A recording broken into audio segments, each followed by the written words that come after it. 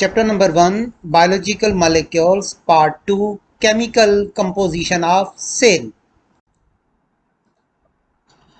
Hello my dear students, आज हम discuss करेंगे first year biology chapter number 1 biological molecules part 2 को। Dear students, आज हम डिस्कस करेंगे। पार्ट 1 में ऑलरेडी आपको सेंड कर चुका हूँ।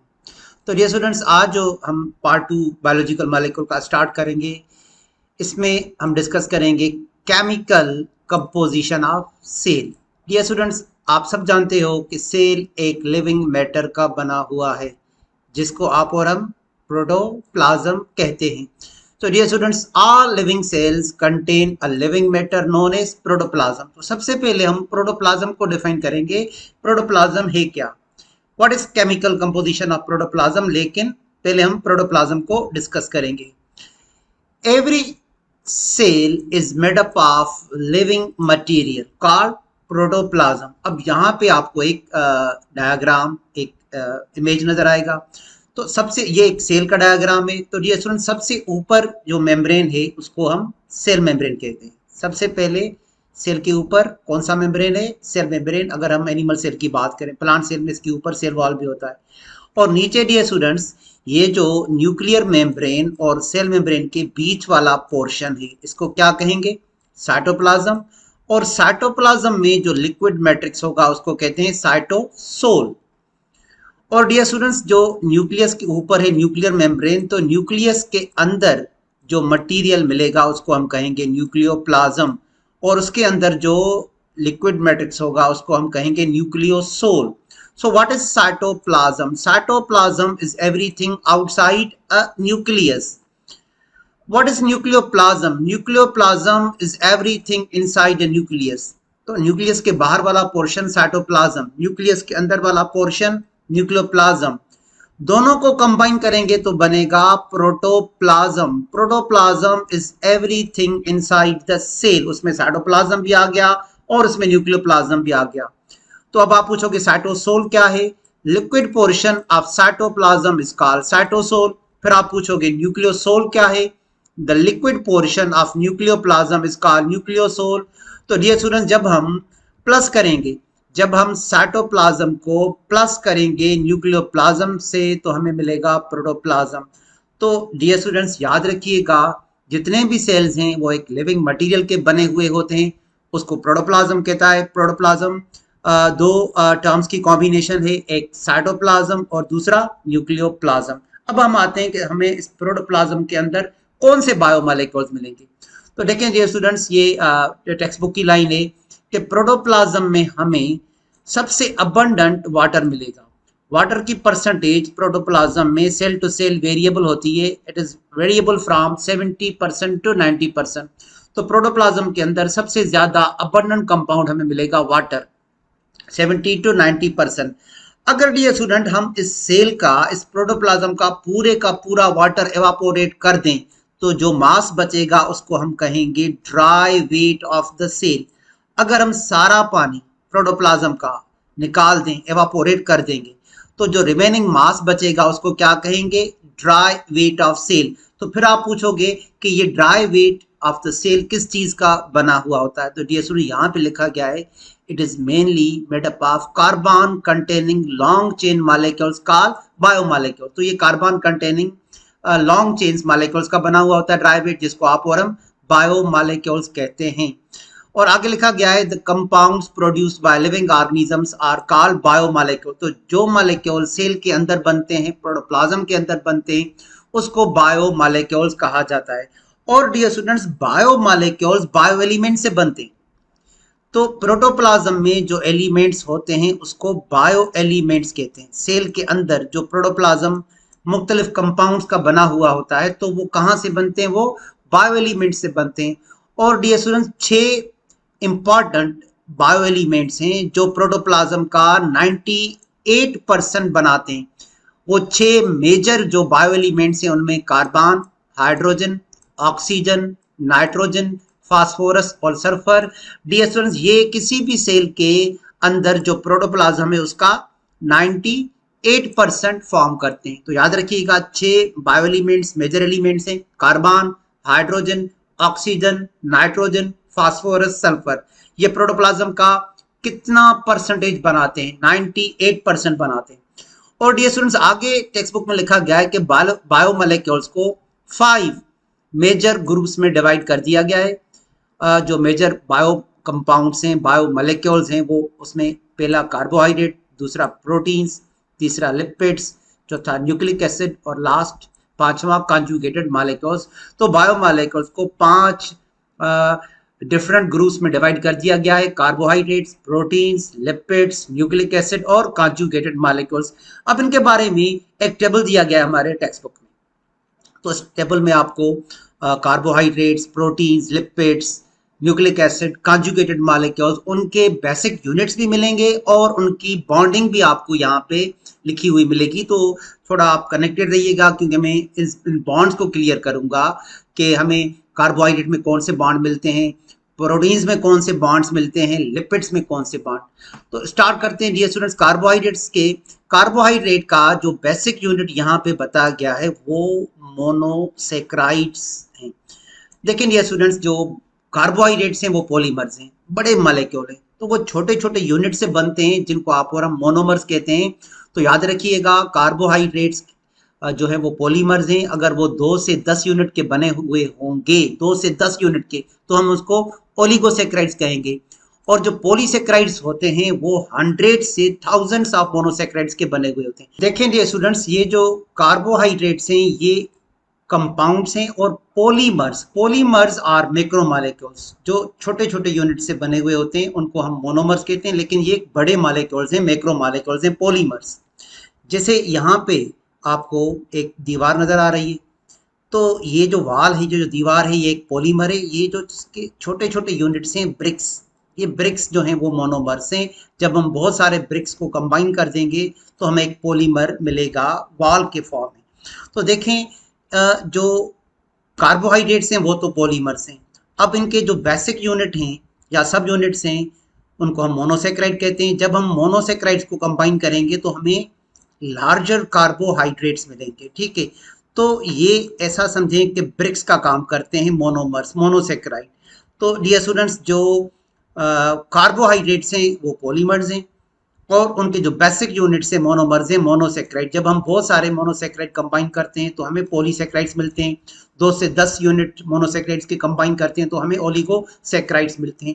उसके बाद ये स्टूडेंट्स, जब हमने डिस्कस कर लिया कि ये पॉलीमर हैं और इनके जो मोनोमर्स हैं वो मोनोसेक्राइड हैं, उसके बाद अब आप थोड़ा ध्यान रखिएगा कि इनके कार्बोहाइड्रेट्स को जब हम मोनोसेक्राइड्स को जब हम कंबाइन करते हैं तो कौन से बॉन्ड के थ्रू कंबाइन करते हैं? ग्लाइकोसाइडिक बॉन्ड के थ्रू। तो कार्बोहाइड्रेट्स में हमें ग्लाइकोसाइडिक लिंकेज मिलेगा। तो अब हम पढ़ेंगे what is glycosidic bond. Glycosidic bond कैसे फॉर्म होता है? डियर स्टूडेंट्स, जब हम डाइसेक्राइड बनाएंगे तो भी हमें ग्लाइकोसाइडिक बॉन्ड बनाना पड़ेगा। जब हम पॉलीसेक्राइड बनाएंगे तो भी हमें ग्लाइकोसाइडिक बॉन्ड बनाना पड़ेगा। याद रखिएगा, ग्लाइकोसाइडिक बॉन्ड तभी बनता है जब 2 हाइड्रोक्साइल ग्रुप आपस में रिएक्ट करते हैं, इंटरेक्ट करते हैं। OH हाइड्रोक्साइल ग्रुप, जब डियर स्टूडेंट ये एक दूसरे से 2 हाइड्रोक्साइल ग्रुप इंटरेक्ट करेंगे तो एक कोवेलेंट बॉन्ड बनेगा। उस कोवेलेंट बॉन्ड को आप और हम ग्लाइकोसाइडिक बॉन्ड कहेंगे। तो याद रखिएगा, how glycosidic bond is formed? It is formed by interaction of 2 hydroxyl group. जब आप 2 हाइड्रोक्साइल ग्रुप को इंटरेक्ट करवाओगे तो एक से H और दूसरे से OH निकालना पड़ेगा। This results in the release of water और हमें मिलेगा ग्लाइकोसाइडिक बॉन्ड। देखें किस तरह, यहाँ पे आपको 2 हेक्सोज नजर आएंगे, ठीक है। ये एक हेक्सोज हो गया मोनोसेक्राइड। डियर स्टूडेंट्स, ये दूसरा हेक्सोज हो गया, दूसरा मोनोसेक्राइड। और जैसा कि मैंने कहा कि ग्लाइकोसाइडिक बॉन्ड तभी बनता है जब 2 हाइड्रोक्साइल ग्रुप एक दूसरे से इंटरेक्ट करते हैं। देखें, यहाँ पे कार्बन नंबर 1 पे मैं मार्क कर रहा हूँ, यहाँ पे हाइड्रोक्साइल ग्रुप है OH, और दूसरे एक्सोज पे यहाँ पे कार्बन नंबर 4 पे OH हाइड्रोक्साइल ग्रुप है।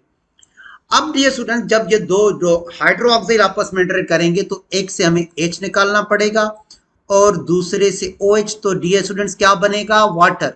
This results in release of water. और इस प्रोसेस को हम पढ़ाते हैं condensation. Joining of 2 monomers by release of water is called condensation. तो देखें, यहाँ पे ये जो कार्बन नंबर 1 का कार्बन नंबर 1 है, इसकी लिंकेज फॉर्म हो रही है कार्बन नंबर 2 से।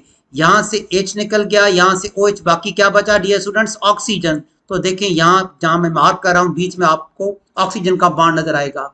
तो एक हेक्सोस दूसरे हेक्सोस से जुड़ गया एक ऑक्सीजन बॉन्ड के थ्रू, इसको हम कहेंगे ग्लाइकोसाइडिक बॉन्ड। जब दो हाइड्रोक्साइल ग्रुप एक दूसरे से इंटरेक्ट कर रहे हैं और वाटर का मॉलिक्यूल रिलीज कर रहे हैं, तो जो बॉन्ड बनेगा वो ग्लाइकोसाइडिक बॉन्ड। जैसा कि यहाँ पे कार्बन नंबर 1 है और यहाँ पे दूसरे शुगर में कार्बन नंबर 4 है, तो इसको हम कहेंगे 1,4 ग्लाइकोसाइडिक बॉन्ड। और डियर स्टूडेंट्स, अगर OH नीचे की तरफ हो तो इसको हम अल्फा कहते हैं, ऊपर की तरफ हो तो बीटा। तो यहाँ पे अल्फा अल्फा 1,4 ग्लाइकोसाइडिक बॉन्ड। आगे चल के डियर स्टूडेंट मैं आपको डिटेल में पढ़ाऊंगा, फिलहाल तो हम बेसिक्स पे हैं। ये पहले दो डाइसेक्राइड्स हैं। तो माल्टोज में अल्फा 1,4 ग्लाइकोसाइडिक बॉन्ड होता है। सक्रोज ये भी डाइसेक्राइड है, इसमें भी अल्फा 1,2 ग्लाइकोसाइडिक बॉन्ड होता है। ये तीनों पॉलीसेक्राइड है। तो सेल्यूलोज में बीटा 1,4 ग्लाइकोसाइडिक बॉन्ड होता है। अमाइलोज में अल्फा 1,4 ग्लाइकोसाइडिक बॉन्ड होता है। अमाइलोपेक्टिन के स्ट्रेट चेन में अल्फा 1,4 ग्लाइकोसाइडिक बॉन्ड होता है, लेकिन उसके ब्रांचेस होते हैं और ब्रांचेस पे हमें मिलेंगे अल्फा 1,6 ग्लाइकोसाइडिक बॉन्ड। ये आगे चल के मैं आपको पढ़ाऊंगा, इस टेबल को आप फिलहाल अपने माइंड में रखिएगा। उसके बाद ये स्टूडेंट्स हम आते हैं प्रोटीन्स पे। प्रोटीन्स भी पॉलीमर्स हैं और डियर स्टूडेंट्स इनके जो बेसिक यूनिट्स हैं उनको क्या कहा जाता है? Amino acid. This is the structure of an amino acid. तो डियर स्टूडेंट एक अमाइनो एसिड ऑर्गेनिक मॉलिक्यूल है। There are 20 different amino acids which are taking part in making different types of protein। 20 different amino acids होते हैं जिससे different proteins बनते हैं। अगर हम एक अमाइनो एसिड के स्ट्रक्चर की बात करें तो आपको हर अमाइनो एसिड के सेंटर पे जो कार्बन मिलेगा उसको कहते हैं अल्फा कार्बन। आपको हर अमाइनो एसिड के सेंटर पे एक कार्बन मिलेगा, याद रखिएगा, उसको अल्फा कार्बन कहते हैं। और इस अल्फा कार्बन के 4 कोवेलेंट पार्टनर्स होते हैं। एक होता है dear students NH2 amino group, दूसरा होता है COOH कार्बोजाइल ग्रुप, तीसरा कोवेलेंट पार्टनर होता है हाइड्रोजन, और चौथा साइड चेन होता है R ग्रुप वेरिएबल ग्रुप, जो कि हर अमाइनो एसिड में वेरिएबल होता है। तो याद रखिएगा सेंट्रल अल्फा कार्बन के 4 कोवेलेंट पार्टनर होते हैं, amino group, carboxyl group, hydrogen, और चौथा side chain R group radical group, जो कि वेरिएबल पार्ट होता है। 20 डिफरेंट अमाइनो एसिड में एक दूसरे से डिफरेंट होता है and R group is the basis of classification of 20 different amino acid. अब देखें यहाँ पे लिखा गया है कि ये जो अमाइनो एसिड्स हैं वो तो ठीक है, बेसिक यूनिट्स हो गए। तो जब हम दो अमाइनो एसिड को आपस में हम मिलाएंगे तो कौन से बॉन्ड के थ्रू? तो पेप्टाइड बॉन्ड के थ्रू हमें अमाइनो एसिड को लिंक करना पड़ेगा। तो कार्बोहाइड्रेट्स में तो हमने ग्लाइकोसाइडिक लिंकेज पढ़ा। प्रोटीन में कौन सा लिंकेज होता है? याद रखिएगा डियर स्टूडेंट्स पेप्टाइड लिंकेज। अब मैं आपको पढ़ाऊंगा peptide bond, peptide linkage. Dear student सबसे पहली बात तो आपको याद रखिएगा कि जो पेप्टाइड बॉन्ड बनता है वो CN लिंकेज है, कार्बन और नाइट्रोजन के बीच में बनता है, ठीक है। दिस इज अमाइनो एसिड 1 जिसको मैं सर्किल कर रहा हूँ, दिस इज अमाइनो एसिड 2 जिसको मैं सर्किल कर रहा हूँ। तो डियर स्टूडेंट एक अमाइनो एसिड का कार्बोजाइल ग्रुप रिएक्ट करेगा दूसरे अमाइनो एसिड के अमाइनो ग्रुप से। तो जब कार्बोजाइल ग्रुप और अमाइनो ग्रुप आपस में रिएक्ट करते हैं तो बीच में CN बॉन्ड बनता है, उसको पेप्टाइड बॉन्ड कहते हैं। देखें पेप्टाइड बॉन्ड क्या है? In the bonding of amino acid carbon nitrogen bond forms between the carboxyl group of one amino acid and amino group of the next. पहले अमाइनो एसिड का कार्बोजाइल ग्रुप, दूसरे का amino group, तो बीच में कौन सा बॉन्ड बनेगा? Carbon nitrogen का बॉन्ड बनेगा, इसको हम कहेंगे पेप्टाइड बॉन्ड। देखें डियर स्टूडेंट्स यहां से हमें कार्बोजाइल ग्रुप से OH निकालना पड़ेगा और अमाइनो ग्रुप से H, तो यहां पे भी हमें एक वाटर का मॉलिक्यूल रिलीज होता हुआ दिखाई दे रहा है, तो ये भी कंडेंसेशन है। और ये जो CN बॉन्ड आपको यहाँ पे नजर आ रहा है, ये CN bond dear students peptide bond है। देखें एनिमेशन को देखें कि पेप्टाइड बॉन्ड कैसे बन रहा है।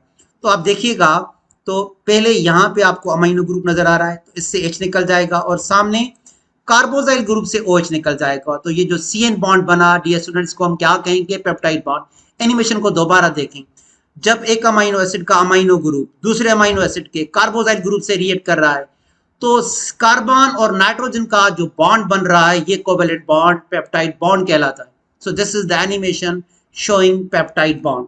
देखें डियर स्टूडेंट, ये अमीनो एसिड 1 है, ये उसका कार्बोजाइल ग्रुप है। ये अमीनो एसिड 2 है, 2 है, ये उसका अमीनो ग्रुप है। तो कार्बोजाइल ग्रुप से आपको OH निकालना पड़ेगा, अमीनो ग्रुप से आपको H निकालना पड़ेगा। तो जब आप वाटर निकालोगे तो दो अमीनो एसिड आपस में जुड़ जाएंगे, इस लिंकेज को कहेंगे डाइपेप्टाइड लिंकेज। ठीक है, और ये प्रोसेस ये स्टूडेंट्स रिवर्सिबल भी होता है। अगर मैं ये बॉन्ड यहाँ से ब्रेक कर दूं तो मुझे वापस वाटर को ऐड करना पड़ेगा, यानी H मुझे अमीनो ग्रुप को देना पड़ेगा, OH मुझे कार्बोजाइल ग्रुप को देना पड़ेगा। तो ये जो रिवर्सिबल प्रोसेस है इसको हाइड्रोलाइसिस कहते हैं। ये मैं आगे चल के आपको डिटेल में पढ़ाऊंगा। अच्छा डियर स्टूडेंट, उसके बाद हम आते हैं लिपिड्स पे। तो लिपिड्स के जो एग्जांपल दिए गए हैं, fats and oils, phospholipids, terpenoids. अगर हम फैट्स और ऑयल्स की बात करें तो डियर स्टूडेंट, फैट्स और ऑयल में एक ग्लाइसरॉल होता है और 3 फैटी एसिड्स होते हैं, और एक ग्लाइसरॉल 3 फैटी एसिड से 3 ईस्टर बॉन्ड बनाते हैं। ईस्टर लिंकेज हम पढ़ेंगे। तो सबसे पहले देखें कि फैट्स और ऑयल्स जो ग्लाइसरॉल और फैटी एसिड की कॉम्बिनेशन से बनते हैं।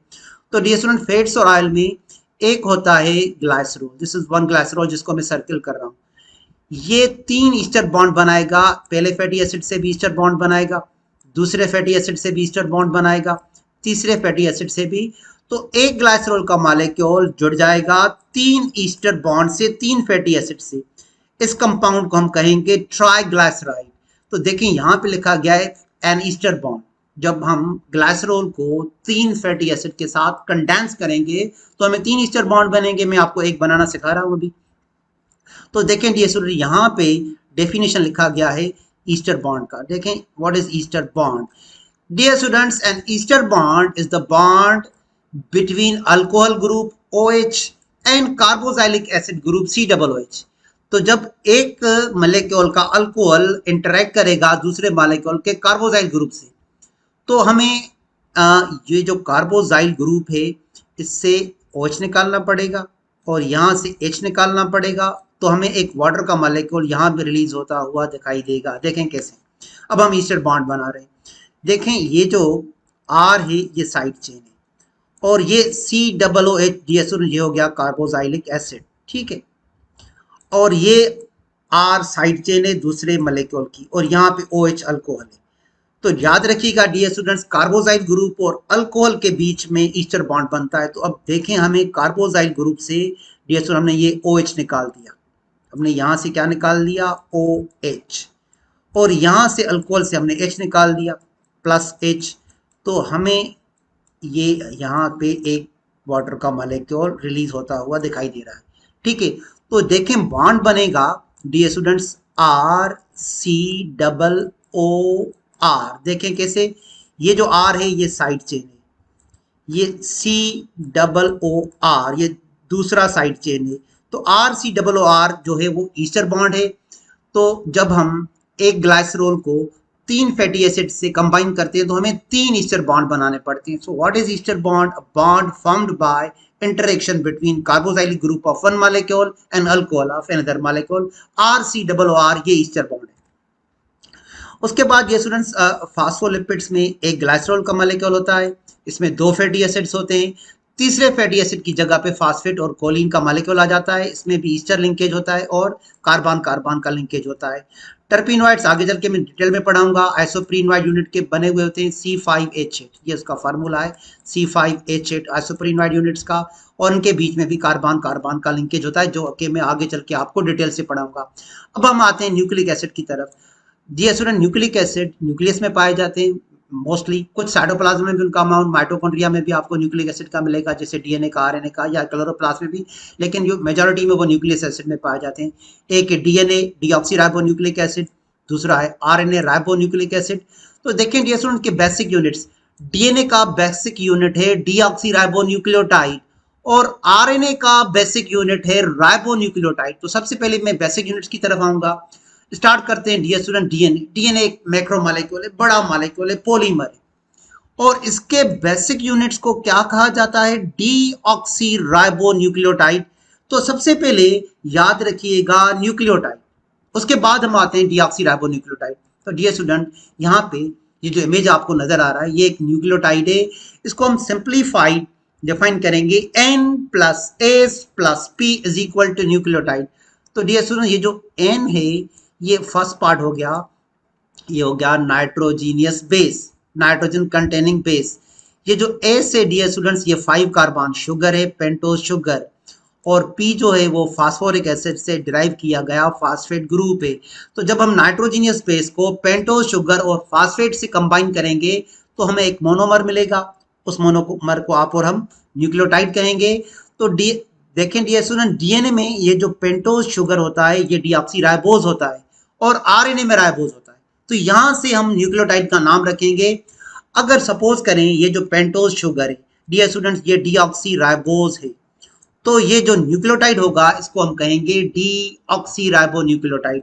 This is the image of deoxyribose. Dear student ये 5 कार्बन शुगर है, यहाँ पे आपको carbon 1, carbon number 2, carbon number 3, carbon number 4 और ये कार्बन नंबर 5 पेंटोज शुगर है। और डियर स्टूडेंट अगर हम डीऑक्सीराइबोज की फार्मूला की बात करें तो C5H10O4 एक ऑक्सीजन कम होता है as compared to ribose carbon number 2 पे। डियर स्टूडेंट यहाँ पे ये जो कार्बन नंबर 2 है इसके ऊपर भी हाइड्रोजन है और नीचे भी हाइड्रोजन है, यहाँ पे एक ऑक्सीजन कम होता है डीऑक्सीराइबोज में। अगर शुगर होगा डीऑक्सीराइबोज तो डियर स्टूडेंट हम न्यूक्लियोटाइड को कहेंगे डीऑक्सीराइबो न्यूक्लियोटाइड। अगर ये शुगर हो जाएगा राइबोज तो फिर हम न्यूक्लियोटाइड को क्या कहेंगे, राइबो न्यूक्लियोटाइड, जो कि हमें आरएनए में मिलेगा।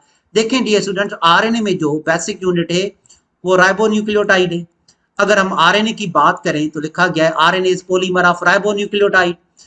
अगर हम आरएनए का न्यूक्लियोटाइड बनाएं तो उसमें भी हमें नाइट्रोजीनियस बेस शुगर और फास्फेट मिलेंगे। पहला पार्ट नाइट्रोजीनियस बेस होगा, दूसरा पार्ट पेंटोज शुगर होगा, तीसरा फास्फेट ग्रुप होगा। मगर यहाँ पे जो हमें पेंटोज शुगर मिलेगा डियर स्टूडेंट वो क्या होगा, वो होगा राइबोज। अब आप राइबोज की इमेज को देखें डियर स्टूडेंट, राइबोज, तो राइबोज के अगर आप कार्बन नंबर 2 को देखें तो ऊपर तो आपको हाइड्रोजन मिलेगा, नीचे आपको सिर्फ हाइड्रोजन नहीं मिलेगा, OH हाइड्रोक्साइल ग्रुप मिलेगा। तो यहाँ पे एक ऑक्सीजन ज्यादा होता है, तो इसका फार्मूला हो गया C5H10O5, यहाँ पे एक ऑक्सीजन ज्यादा है। अगर आपको पकड़ना हो कि राइबोज और डीऑक्सीराइबोज में कौन सा राइबोज है कौन सा डीऑक्सीराइबोज, कार्बन नंबर 2 को आप जज करिएगा, ठीक। वहां से अगर नीचे आपको OH मिलता है तो राइबोज है, सिर्फ H मिलता है तो डीऑक्सीराइबोज। अगर न्यूक्लियोटाइड में पेंटोज शुगर राइबोज होगा तो डियर स्टूडेंट्स हम न्यूक्लियोटाइड को क्या कहेंगे, राइबो न्यूक्लियोटाइड। तो याद रखिएगा डियर स्टूडेंट्स डीएनए के बेसिक यूनिट डीऑक्सीराइबो न्यूक्लियोटाइड से, आरएनए के राइबो न्यूक्लियोटाइड से। बेसिक जो डिफरेंस है, दूसरे भी डिफरेंसेस है लेकिन जो बेसिक डिफरेंस है वो शुगर का। अब डियर स्टूडेंट यहाँ पे भी लिखा गया है फास्फोडाइस्टर लिंकेज, यहाँ पे भी लिखा गया है फास्फो ईस्टर लिंकेज। एक्चुअली ये फास्फोडाइस्टर लिंकेज होता है। तो अब हम आपको पढ़ाएंगे फास्फो ईस्टर या फास्फोडाइस्टर लिंकेज क्या। डियर स्टूडेंट्स अब आप इस डायग्राम को ध्यान से देखिए, यहाँ पे हम पढ़ेंगे फास्फोडाइस्टर बॉन्ड। ये डियर स्टूडेंट्स शुगर 1 है पहले जो न्यूक्लियोटाइड की, ये शुगर 2 है दूसरे न्यूक्लियोटाइड की। अब देखें डियर स्टूडेंट जो पहला शुगर है उसका कार्बन नंबर 3 और दूसरा शुगर कार्बन नंबर 5 आपस में जुड़ जाएंगे फास्फोरिक एसिड के थ्रू, इसको हम कहेंगे phosphodiester bond. A chemical bond of kind joining successive sugar molecules. तो ये शुगर 1 हो गया, ये शुगर 2 हो गया, तो ये 3-5 लिंकेज बनेगा। पहले शुगर का कार्बन नंबर 3 और दूसरे का कार्बन नंबर 5 आपस में जुड़ जाएंगे 2 ईस्टर बॉन्ड से। देखें कैसे। अब आप पहले डेफिनेशन पढ़ें। अब फास्फोडाइस्टर बॉन्ड होता क्या है।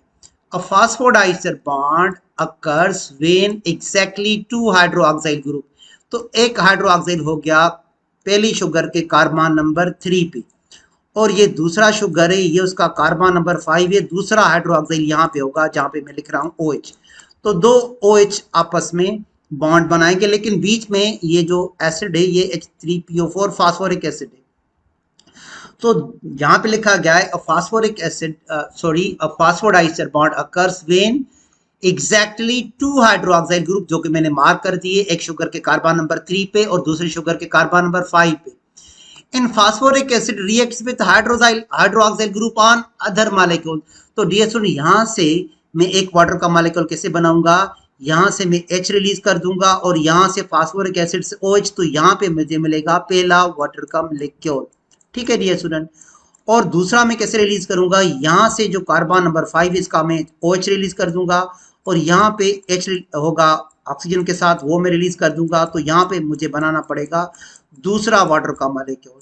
तो देखें ये जो कार्बन नंबर 3 है यहाँ पे भी ऑक्सीजन बचा और ये जो कार्बन नंबर 5 है यहाँ पे भी ऑक्सीजन बचा। तो जब एक फास्फोरिक एसिड दो ऑक्सीजन बॉन्ड के थ्रू दो शुगर से अटैच हो जाएगा, इसको हम आप कहेंगे फास्फोडाइस्टर बॉन्ड। और देखें ये जो CO है मैं मार्क कर रहा हूँ, ये CO पहले कार्बन, ये यहाँ पे कार्बन शुगर का होगा, ऑक्सीजन फास्फोरिक एसिड का, बीच में आ जाएगा PO2 फास्फेट, ये हो गया PO2 जिसको मैं मार्क कर रहा हूँ, और उसके बाद OC, ये हो गया O और ये हो गया C। तो देखें डियर स्टूडेंट, जब दो शुगर्स, एक का कार्बन नंबर 3 दूसरे का कार्बन नंबर 5 फास्फोरिक एसिड के थ्रू आपस में जुड़ जाएंगे, इसको हम कहेंगे फास्फोडाइस्टर बॉन्ड। उसके बाद डियर स्टूडेंट्स कॉन्जुगेटेड मॉलिक्यूल सबसे लास्ट में लिखा गया है, they are found by combination of different biomolecule. एक एग्जांपल ले लेते हैं। अगर डियर स्टूडेंट हम लिपिड्स को कोवेलेंटली लिंक कर देते हैं किसके साथ, कार्बोहाइड्रेट के साथ, तो हमें जो मॉलिक्यूल मिलेगा ग्लाइकोलिपिड वो होगा कॉन्जुगेटेड मॉलिक्यूल। तो जब हम दो डिफरेंट बायोमॉलिक्यूल आपस में कंबाइन करते हैं कोवेलेंट बॉन्ड के थ्रू, तो हमें कॉन्जुगेटेड मॉलिक्यूल मिलता है। तो जी स्टूडेंट, ये था पार्ट नंबर 2 बायोलॉजिकल मॉलिक्यूल्स का। पार्ट नंबर 3 में आपको नेक्स्ट लेक्चर में भेजूंगा। Thank you dear students.